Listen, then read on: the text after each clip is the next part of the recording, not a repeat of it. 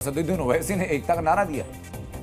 ओवैसी अपने इस नारे में एकजुटता से ज्यादा मरने मारने की दुआई दे रहे हैं। वक्फ बोर्ड के नाम पर ओवैसी किस तरह से मुसलमानों को लामबंद कर रहे हैं उसका एक ट्रेलर में दिखाने जा रहा हूं आपको।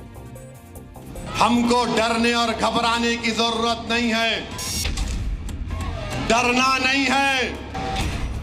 मैं मुसलमानों को बता रहा हूं, ख्वाब गफलत से बेदार हो जाओ।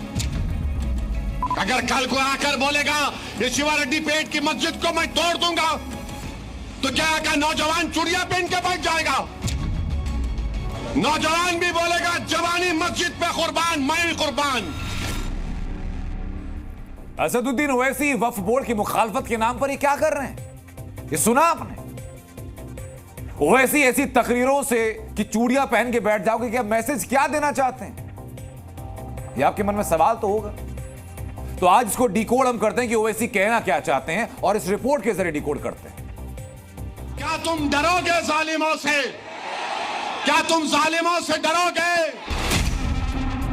ओवैसी साहब जिस डर की बात कर रहे हैं, क्या ऐसा कुछ भी सच में है? मेरे भाई होशियार और चौकन्ना रहिए। ओवैसी साहब, क्या सच में मुसलमानों को चौकन्ना रहने की जरूरत है? नौजवान भी बोलेगा जवानी मस्जिद पे कुर्बान, मैं कुर्बान। ओवैसी साहब, क्या सच में मरने मारने और कुर्बानी देने की कोई जरूरत है? असदुद्दीन ओवैसी लगातार बार बार वक्फ संशोधन बिल को लेकर तकरीरें कर रहे हैं, लेकिन अब इनकी तकरीरों में उनकी बौखलाहट साफ दिखने लगी। तुम मौत से डरोगे, तुम अल्लाह से। ओवैसी वक्फ संशोधन बिल के बारे में बोलते बोलते अब मुसलमानों को लामबंद करने में जुट गए। अगर कल को आकर बोलेगा ये शिवा रेड्डी पेट की मस्जिद को मैं तोड़ दूंगा, तो क्या का नौजवान चूड़ियां पहन के बैठ जाएगा? कि यहाँ के बुजुर्ग बोलेंगे कि मैं ज़ईफ हो गया, अब मैं कुछ नहीं करूंगा। बुड्ढा भी बोलेगा मरना है तो मस्जिद की हिफाजत करके मरूंगा। नौजवान भी बोलेगा जवानी मस्जिद पे कुर्बान, मैं कुर्बान। वक्फ बोर्ड की मनमानी और कब्जा नीति को खत्म करने के लिए केंद्र सरकार जो बिल लेकर आई है, उसे लेकर असदुद्दीन ओवैसी देश में कैसी लहर बना रहे हैं, उसका नमूना आप देख लीजिए। मेरे भाई होशियार और चौकन्ना रहिए।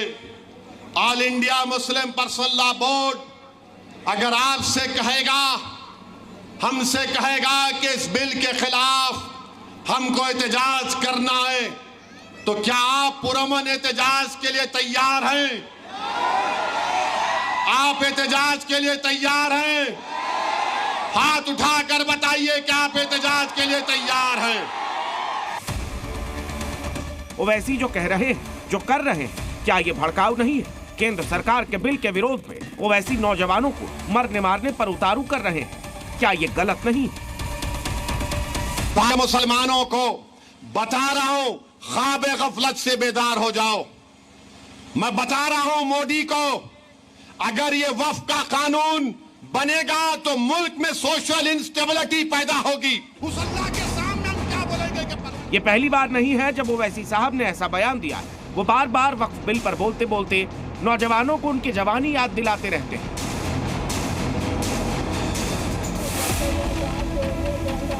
अभी हाल ही में AIMIM ने नबी की शान में गुस्ताखी के नाम पर महाराष्ट्र में बखेड़ा खड़ा करने की कोशिश की, जिसमें खूब बवाल हुआ। AIMIM नेताओं की रैली में विवादित नारे लगे।